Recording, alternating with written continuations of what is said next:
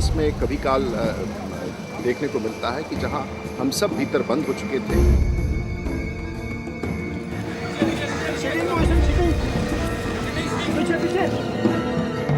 पूरे parliament building में जितने सारे सांसद थे उसको भी सेंट्रल हॉल में लाया गया था। अजीब सा स्थिति थी।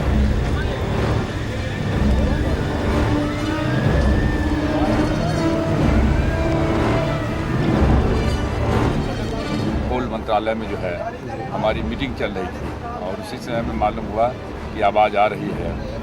पूरा का पूरा लाइव कास्ट होने लगा था।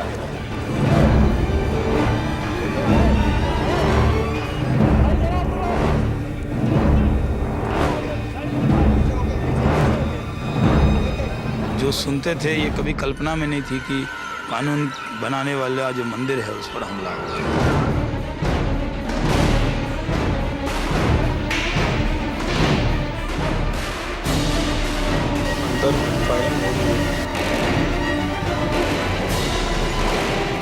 और उतरने के तत्काल बाद गोलियों की बौछार से हमारी गाड़ी छलनी हो गई।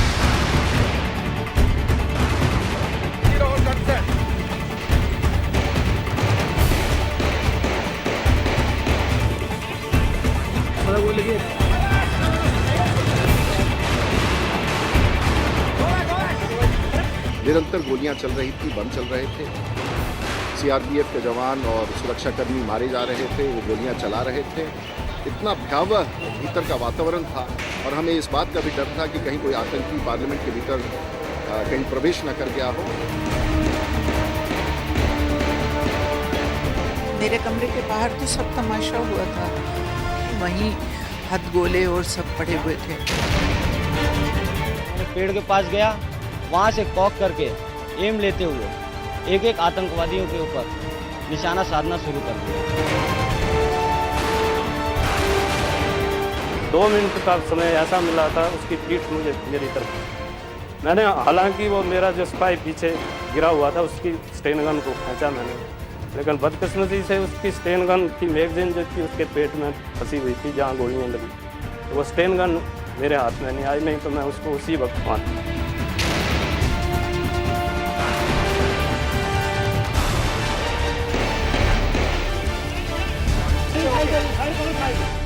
जो इनोसेंट लोगों के ऊपर होता है अफसोस के, वो बेचारे, अब उसका क्या कसूर था।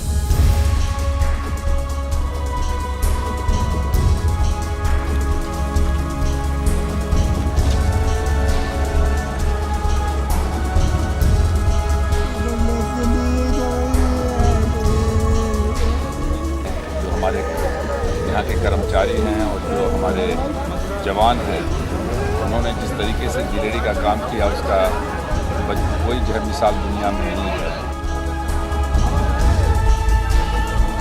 13 दिसंबर को कभी भुलाया नहीं जा सकता और जो जिन जवानों ने यहाँ उस दिन शहादत दी है उसकी शहादत को भूला नहीं जा सकता।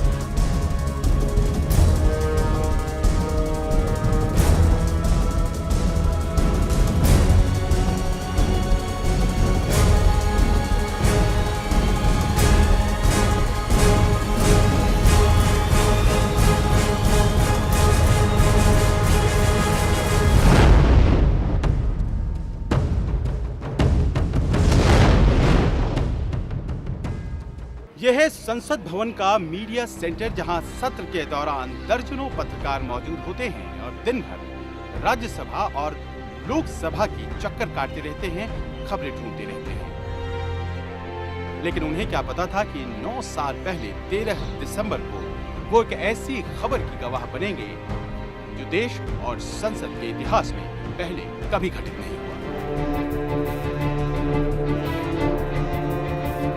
वो तो एक दिन जैसा था, एक ऐतिहासिक दिन था और वो दिन मुझे आज भी याद है कि हमेशा की तरह उस दिन भी संसद में ठीक 11 बजे पहुंच गया था।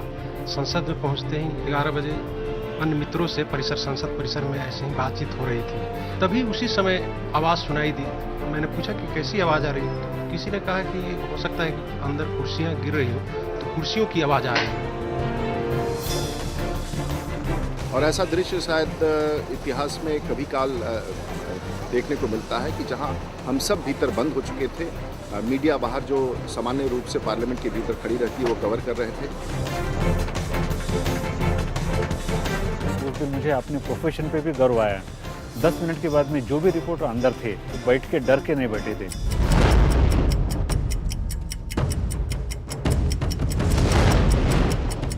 करीब 11:30 बजे एक लाल बत्ती वाली सफेद एम्बेसडर कार पार्लियामेंट स्ट्रीट की तरफ से गेट नंबर 1 की ओर बढ़ी। इस कार पर गृह मंत्रालय और इंडिया हैबिटेट सेंटर के स्टिकर लगे हुए थे और सायरन बज रहा था। गेट नंबर 1 पर मौजूद सुरक्षा कर्मियों ने इसे वीआईपी कार समझकर रोकने की कोशिश नहीं की। इस कार में बैठे थे 5 आतंकवादी जो कार के शीशे काले होने की वजह से सुरक्षा कर्मियों को नजर नहीं आ रहे थे। ये लोग एक सफेद एम्बेसडर कार में बत्ती लाल लगाकर, जैसे कि वीआईपी की गाड़ी होती है, एक एमएचए का पास मिलता है अंदर जाने का, वो पास फर्जी किस्म का बनाकर, और जो भी चेक कर रहा था पार्लियामेंट के लोग, उनको धोखा दे के अंदर घुस गए। ये जो आतंकवादी आए थे एक एम्बेसडर कार के जरिए आए थे, उजला रंग का एम्बेसडर था और 5 आतंकवादी बैठे थे और उस दरवाजा से आए थे जो अमूमन पत्रकार भी आते हैं, कभी कभी संसद भी आते थे, उस दरवाजे से आए थे और उस एम्बेसडर कार को रोकने की भी कोशिश नहीं की थी।